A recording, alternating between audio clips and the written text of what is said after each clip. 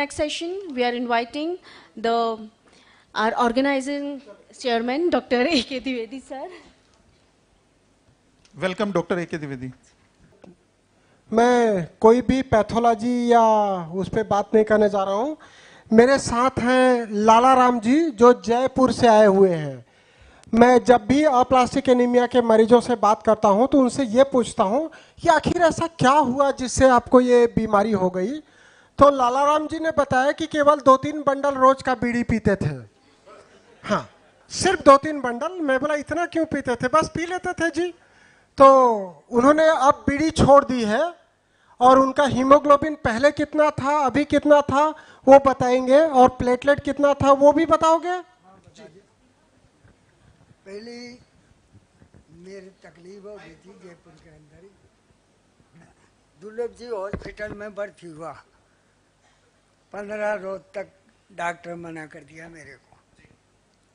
फिर हमारा लड़का जयपुर फटता है, वह डॉक्टर साहब का कोई डिटेल दे के नहीं, अंडा आया, 7 यूनिट खून था और 10-12 हज़ार प्लेट थी।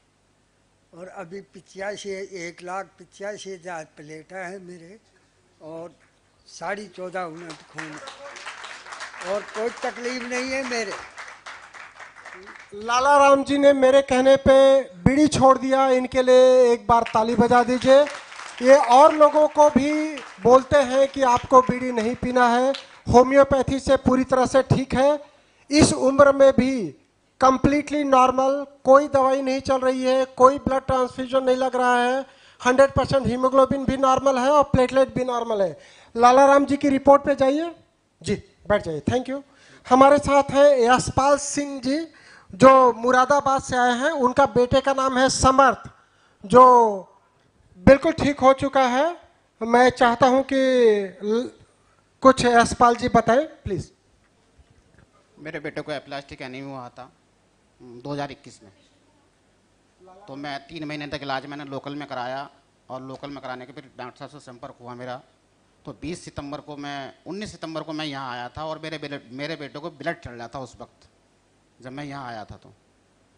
तो जब मैंने दवाई खिलाई उसको, अपने बेटे को यहाँ से ले जाके, तो 10 दिन के बाद मैंने रिपोर्ट कराई अपनी, तो फिर उसका ब्लड कम आया। फिर 19 अक्टूबर को मैंने उसका ब्लड लगवाया था। उसके बाद में फिर मैंने ब्लड नहीं लगवाया। मैंने 14 महीने दवाई खवाई थी। दिसंबर 2022 में मैंने अपनी फाइनल रिपोर्ट जब कराई तो उसका 12% खून आया और लगभग 1,86,000 प्लेटेट आई उसके बाद में।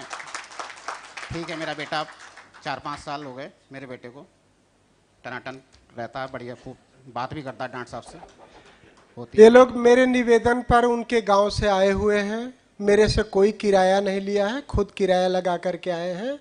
इन सभी को हम पूरे इस कॉन्फ्रेंस के तरफ से धन्यवाद ज्ञापित करते हैं। मैं बिल्कुल भी अप्लास्टिक एनीमिया के पैथोलॉजिकल पे नहीं जाना चाहता हूं। मैं सिंपली रिपोर्ट देख करके होम्योपैथिक दवाई देता हूं। लास्ट स्लाइड पे जाइए, कौन कौन सी दवाई देता हूं वो लिखी होगी, और कंक्लूजन पे सीधे चले जाइए। ऐसी बहुत सारी रिपोर्ट्स डली हुई है पीपीटी में, फास्ट फॉरवर्ड पे चले जाइए।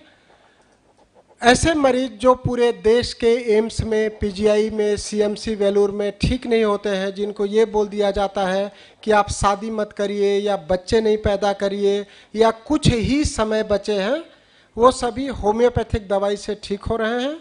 ये मेरा कोई चमत्कार नहीं है, ये सिर्फ होम्योपैथी के जन्मदाता जो हनुमान जी के ही कोई रूप रहे होंगे, इसलिए उनका नाम हेनीमैन था। अगर हो सकता है भारत में पैदा होते तो हनुमान जी होते, जर्मनी में पैदा हुए तो हेनीमैन जी हो गए। इसलिए ये उनकी ही कृपा से हो पा रहा है। जिसे हर कोई बोलता है कि आप ठीक ही नहीं हो सकते हैं, वो इंदौर आकर के ठीक होता है, तो ये निश्चित रूप से किसी हनुमान या हेनीमैन के ही कारण हो पा रहा है। मैं आप सभी को बहुत सारा धन्यवाद देता हूं। आप सभी लोगों ने बहुत अच्छे से मेरी बात को सुना, मेरे मरीजों को भी सुना। मैं आप सभी को लंच के लिए सादर आमंत्रित करता हूं। मैं माफ़ी चाहता हूं, हमारा सेशन 30 मिनट लेट हो गया है। अभी 2:15 हो रहा है, 2:15 हो रहा है। हम कोशिश करेंगे 2:45 या 50 मिनट पर पुनः यहाँ हो जाएंगे, ताकि हम 3 बजे से हमारा सेशन वापस चालू करें।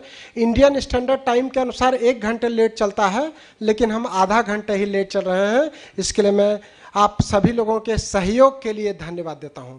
लेट्स